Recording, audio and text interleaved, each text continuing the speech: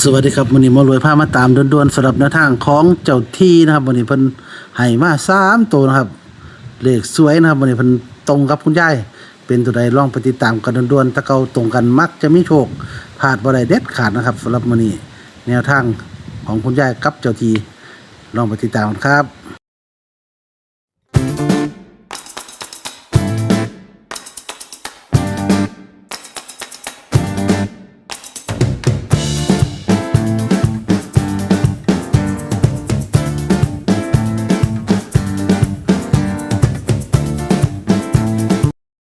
สวัสดีครับสวัแม่สดีค่พรครับะสวัสดีค่ะหมอรวยช่วยได้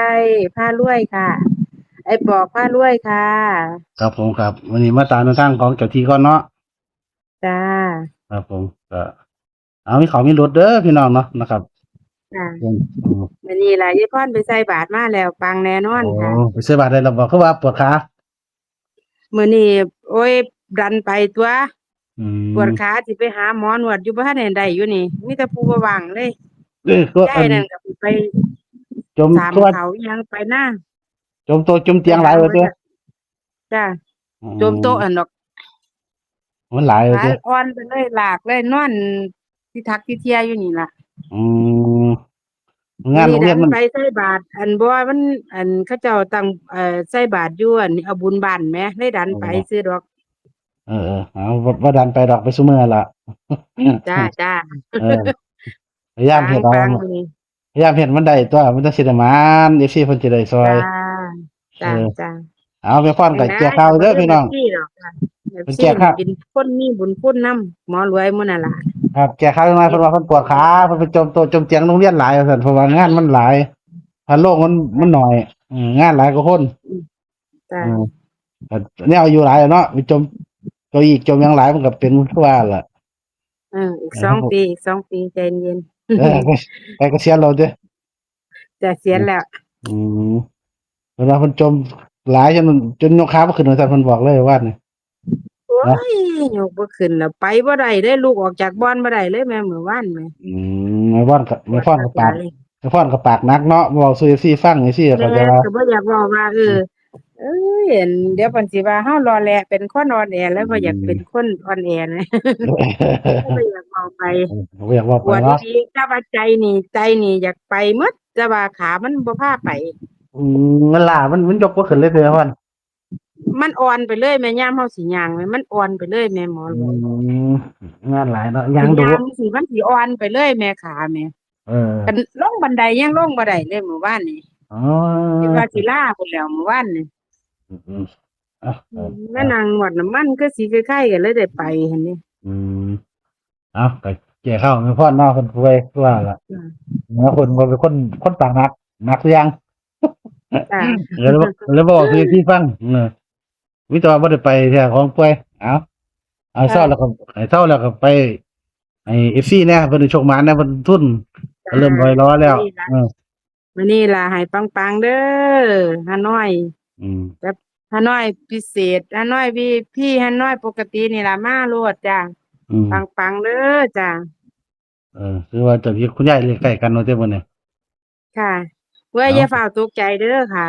ถ้าเกิดว่าเพิ่นตรงกันเนี่ยมันอยากเอาเรียงอยู่เด้จ้ะจ้ะอืมเอาเจ้าที่เพิ่นว่าเด้อเจ้าที่เพิ่นเว้าเจ้าที่หยังสุว่าปังแน่มื้อนี้แตกอืมเมื่อวานนี่เขียดไปตัวเดียวแม่นอยู่อีหลีเมื่ออืวานนี่มกาชาด815แม่นบ่มันออก816แม่นจ้ะ โอ้มันออก816เลยติเป็นตัวเดียวแม่นจ้ะอืของอันครับเตรียมของกาชาดเกือบแตกกันแล้วหมู่บ้านคันมันยายพรไปใส่บาตรนี่แตกแน่นอนมาเกือบจะออกกันมาออก VIP อีก16อีกเนาะของเพิ่นบอก8นี่ฮะ815แหมเอโอ้อยเกือบแตกว่า3ตัวไงว่ามื้อนี้ล่ะไอ้6มันเป็นแจก3ตัวเลยแม่นบ่จ้ะคันเป็น6นี่แตก3ตัวเลยจ้ะอืเอาย้อนเฮาเพิ่นป่วยเนาะบ่สิได้ไปใส่เบิ่งได้บาตรเพิ่นเนาะยายพรบ่ตัวเป็นค่ะจ้ะครับอีซี่ก็เอาเข้าใจแม่พรจักหน่อยเพิ่นว่าขอโทษขออภัยปากหนักไปหน่อยป่วยก็บ่บอกจ้ะย้านว่าเป็นคนอ่อนแอเออ แม่นเป็นคนสู่ชีวิตคือหยังนี่เด้ยายพรบ่อืได้มตัวเด้เอาจริงอยู่ ครับแต่บางเฮ็ดจริงทำจริงอยู่เฮ็ดหยังแต่ว่าเผอิญมันป่วยปากหนัก จ้ะ FC ก็เข้าใจว่าขี้คร้านบ่ไปว่าซั่นเนาะบ่ได้ขี้คร้านค่ะ แต่ว่าบ่อยากให้ FC ฮู้ว่าเจ้าของอ่อนแออ๋อมีจ้ะแต่อดเอาFC เพิ่นบ่จักประกันจมแหน่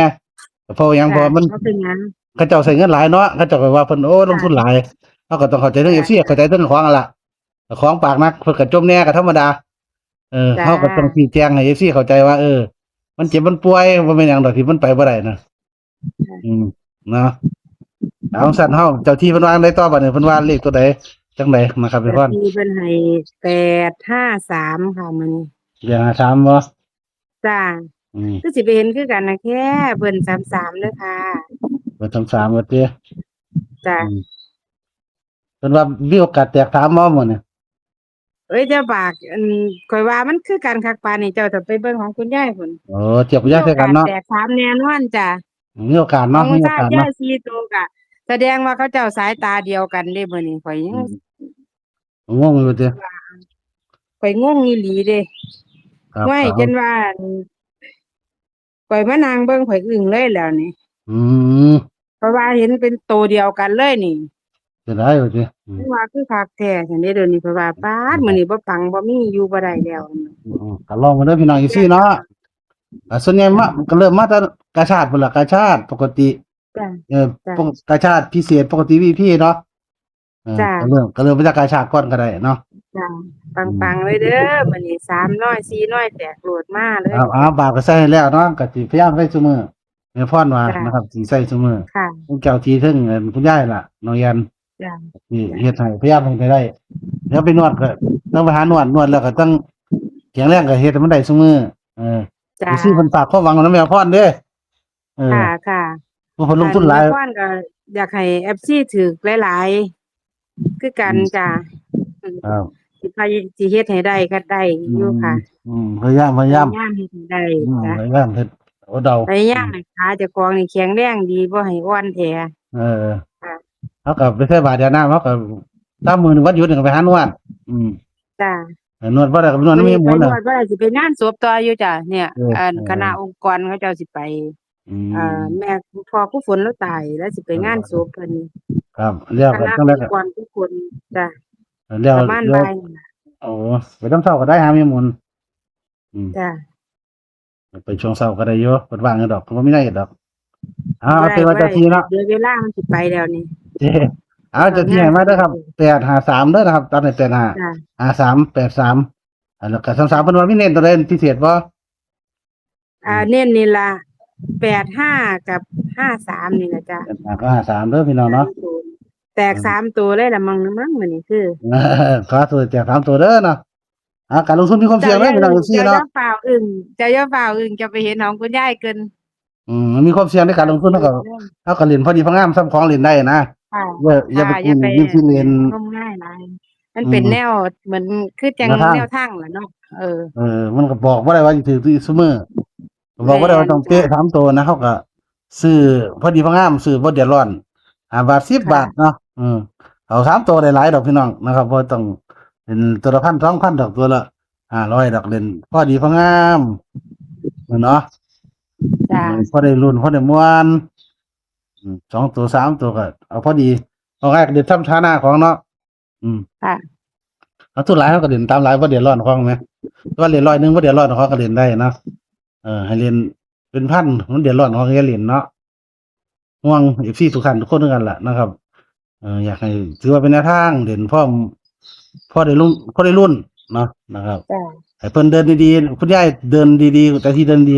ต้องคอยเล่นเนาะหนักเนาะพ่อเนาะ จ้ะครับตรจ้ะงนี้เพิ่นก็เอาให้ไปเพิ่นก็ใส่บาตรโดยเต็มที่กันเดี๋ยวเอจังอครับต้องค่อยลงทุนหนักเลเนาะยจ้ะจ้ะช่วงนี้5บาท10บาทไปก่อนนะครับขอบคุณแม่พรหลายเด้อนะครับที่เอาแนวทางของที่จ้ผู้ทรงพระสัมมาให้ครัาบ